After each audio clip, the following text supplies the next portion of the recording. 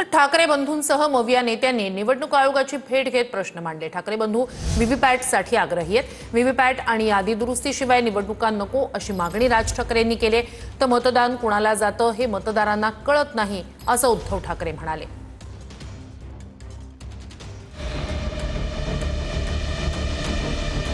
स्थानिक स्वराज्य संस्थांच्या निवडणुकीमध्ये व्हीव्हीपॅटचा वापर करण्यासाठी ठाकरे बंधू आक्रमक झाले आहेत।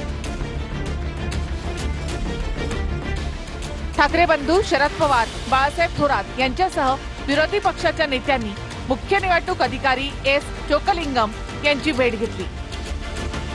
या भेटीमध्ये ठाकरे बंधूंनी व्हीव्हीपॅटच्या वापराची आग्रही मागणी केली।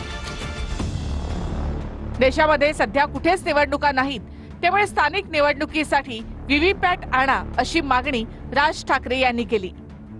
व्हीव्हीपॅट शिवाय आणि यादी दुरुस्त झाल्याशिवाय निवडणूक घेऊ नका असं आवाहन सुद्धा राज ठाकरे यांनी केलं।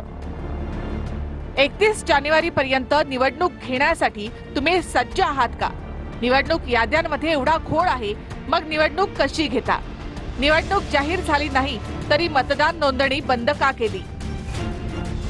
अनेक ठिकाणच्या यादीमध्ये वडिलांचं वय मुलाच्या वयापेक्षा कमी असल्याची उदाहरणं आहेत। याद्यांमध्ये प्रचंड घोळ आहे।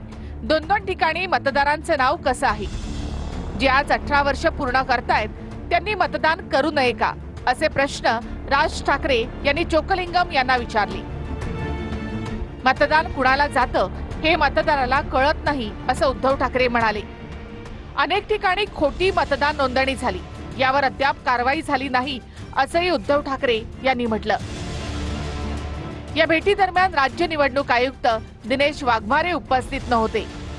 दिनेश वाघमारे असतील तर सविस्तर चर्चा होईल असं राज ठाकरे म्हणाले। त्यामुळे उद्या पुन्हा हे सर्व नेते राज्य निवडणूक आयोगाच्या भेटीला येणार आहेत। व्हीव्हीपॅट पण लावलं पाहिजे अशी आमची मागणी होती। राज्य निवडणूक आयोगाने त्याला नकार दिलेला होता आणि त्यात त्यांनी वेगळी उत्तर द्यायची सगळ्याची चर्चा उद्या होईल। मी त्याच्या तपशिलात जाणार नाही। निवडणूक आयोगाकडे ज्या बैठक झाली त्याच्यामध्ये सर्व प्रमुख नेत्यांनी जे प्रश्न मांडले त्याच्यावरती अधिक माहिती घेण्यासाठी विचार करण्यासाठी निवडणूक आयोगाला वेळ हवाय। चर्चा अपूर्ण आहे। उद्या पुन्हा एकदा एकत्र भेटण्यासाठी म्हणजे दोन्ही आयोग राज्य आणि केंद्र हे एकत्रित या शिष्टमंडळाला भेटणार आहेत।